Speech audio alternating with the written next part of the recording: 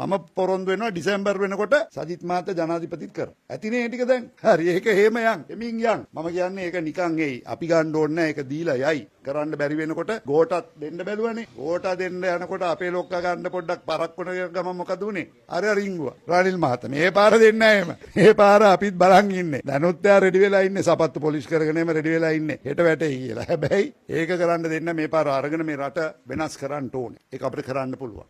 දවල්ට වැටුණ අනුරත් එක්ක බලේ තව සජිත් එක්ක උදේවරුවට වැටෙන්න ලෑස්ති එකක් ඉන්න ලංකාවේ නෑ මොලයක් තියෙන්නේ. ඒතකොට ඉතුරු තියෙන එකම විසඳුම රනිල් වික්‍රමසිංහ. ඒ නිසා සහෝදරනි මතක තියාගන්න. රනිල් වික්‍රමසිංහ ජනාධිපති කරන එක්සත් ජාතික පක්ෂයේ ජයග්‍රහණය වැඩි ඈතක නෑ මතක තියාගන්න. ඒක අවුරුදු ගණන් නෑ. ඒක මාස ගණන් විතරයි තියෙන්නේ. ඒක ඉක්මන් කරවන්න අපි තමයි ලෑස්ති වෙන්න ඕනේ තමුන්නාන්සලා අපි. ඒ නිසා අපි ලෑස්ති වෙන්න ඕනේ. ඊළඟ වල läගගෙන හරි මේ රට මුංගෙන් මුදවලා රනිල්ගේ ප්‍රධානත්වයෙන් හදන එක්සත් ජාතික පක්ෂයේ රජයක් අපි කොහොමද හදන්නේ කියලා. සමගී ජන බලවේගය විපක්ෂයේ ප්‍රධාන විපක්ෂයේ විදිහට පාර්ලිමේන්තුව ඇතුලේ ඉන්නවා. හැබැයි භූමියේ දේශපාලනය තුල අපි විශ්වාස කරනවා ශ්‍රී ලංකා පොදු ජන පෙරමුණ සියලු විපක්ෂ සහෝදරයින්ට වඩා ඉදිරියෙන් මේ ආණ්ඩුවට එරෙහි ජනමතය පෙළගස්සමින් ඉන්නවා. ඔබතුමා හිතනවාද සජිත් ප්‍රේමදාස වැඩි නාම රාජපක්ෂ මාධ්‍යමය ජනතාවට ප්‍රසිද්ධියක් ලක්වලා තියෙනවා? අනිවාර්යෙන්ම මේක සජිත් ප්‍රේමදාස ගරු විපක්ෂ නායකතුමාට කරන පෞද්ගලික අපහාසයක් හෝ